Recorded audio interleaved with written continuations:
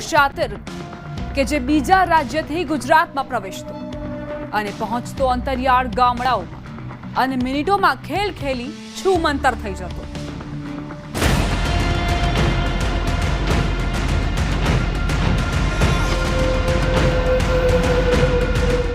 ચહેરા પર કાળો નકાબ પહેરાવી ભલે લાવવામાં આવી રહ્યો હોય, પરંતુ આ નકાબની અંદર રહેલી નજરોએ અનેક માસૂમોને બનાવ્યા છે પોતાની ઠગાઈના શિકાર। કારણ કે આ એ નામચીન વ્યક્તિ છે કે જેના શિરે ના ફક્ત વલસાડ પરંતુ ભરૂચ, સુરત, પશ્ચિમ બંગાળ, મહારાષ્ટ્રમાં ગુના નોંધાયેલા છે અને એક જ યુક્તિથી વિવિધ લોકોને ટાર્ગેટ કરી અંજામ આપવામાં કારગર હોવાનું બહાર આવ્યું છે। મુસ્તફા ઉર્ફે બહેરામ ઇજ્જત અલી સૈયદ નાના પોંડા, ધરમપુર, ઉમરગામ, વલસાડ શહેરમાં સોનાના દાગીનાની ઠગાઈ કરતી ગેંગના ગુનાઓ પોલીસ ચોપડે તેના વિરુદ્ધ નોંધાયા કે ક્રાઇમ બ્રાન્ચ સહિતની વિવિધ ટીમો આરોપીઓને પકડવા કામે લાગી અને ઘટના સ્થળ સહિતના આસપાસના વિસ્તારોના સીસીટીવી ફૂટેજ તથા અન્ય ટેકનિકલ સર્વેલન્સના આધારે માહિતી મળી કે દમણગંગા બ્રિજ નજીક વોચ ગોઠવવામાં આવી અને દબોચાઈ ગયો બાઇક પર પોતાના સાગરીત સાથે આવી રહેલો મુસ્તફા સૈયદ।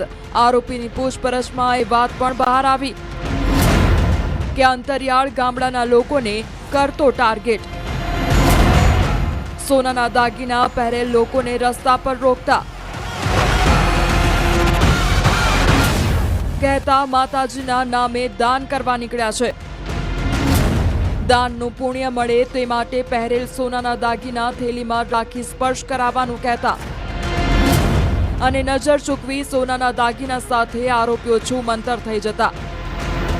સવારના ટાઈમે મહારાષ્ટ્રથી બાઇક ઉપર નીકળ્યો ત્યારે સમગ્ર જિલ્લામાં નાકાબંધી કરી દેવામાં આવી હતી અને ક્રાઇમ બ્રાન્ચ દ્વારા સ્પેસિફિકલી દમણગંગા હાઈવે ઉપર રોડ બ્લોક કરીને આ આરોપીને પકડી પાડવામાં આવ્યો છે। ઈરાની ગેંગનો મુખ્ય સૂત્રધાર પકડાયો। પોલીસના દાવા મુજબ વલસાડ જિલ્લા ઉપરાંત દક્ષિણ ગુજરાતના જિલ્લાઓના ગ્રામ્ય વિસ્તારોને ખાસ ટાર્ગેટ કરતો અને જ્યાં સીસીટીવી ન હોય તેવા વિસ્તારોમાં ગુનો આચરતા। પોતાની યુનિક યુક્તિથી ગામડાના ભોળા લોકોને વાતોમાં અને માતાજીના નામે દાન કરવાનું કહી ફસાવતા હતા।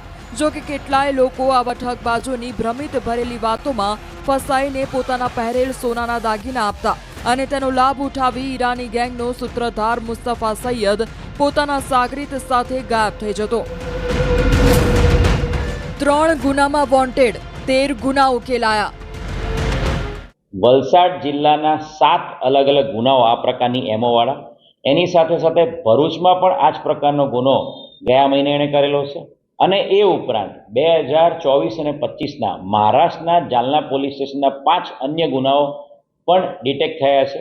કુલ મળીને આ આરોપી પાસેથી 13 ગુનાઓ ડિટેક્ટ કરવામાં સફળતા મળી છે।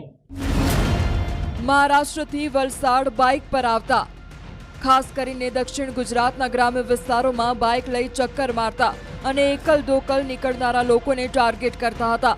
માતાજીના નામે દાન કરવાનું કહી ભોળપણનો ફાયદો ઉઠાવતા।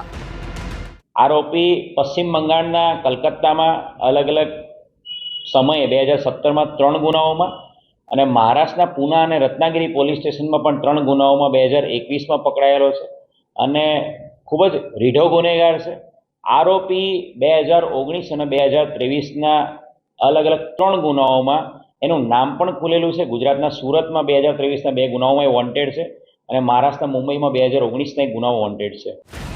પોલીસના હાથ ઈરાની ગેંગનો માસ્ટર માઇન્ડ હાથ લાગ્યો છે। તેના સાગરીતને પકડવા વિવિધ ટીમો દોડધામ કરી રહી છે। ત્યારે વલસાડના અંતરિયાળ ગામડાઓમાં સીસીટીવી ન હોવાને કારણે સોફ્ટ ટાર્ગેટ ભોળા ગ્રામજનોને બનાવવામાં માહિર મુસ્તફા એક રીઢો ગુનેગાર હોવાનું બહાર આવ્યું છે। મહારાષ્ટ્રમાં ભાગવા માટે તેઓ બાઇક પર સવારે આવી નજીકના ગામડાઓમાં ચક્કર લગાવતા હતા જેથી ગુનો આચરી તુરંત મહારાષ્ટ્ર ભાગી શકે, પરંતુ વલસાડ પોલીસની સતર્કતાના કારણે ઈરાની ગેંગનો મુખ્ય હાથ લાગતા અનેક છુપા રાઝ બહાર આવે તેવી શક્યતાઓ પોલીસ સેવી રહી છે। વલસાડથી ભરતસિંહ વાઢેર, ન્યૂઝ 18 ગુજરાતી।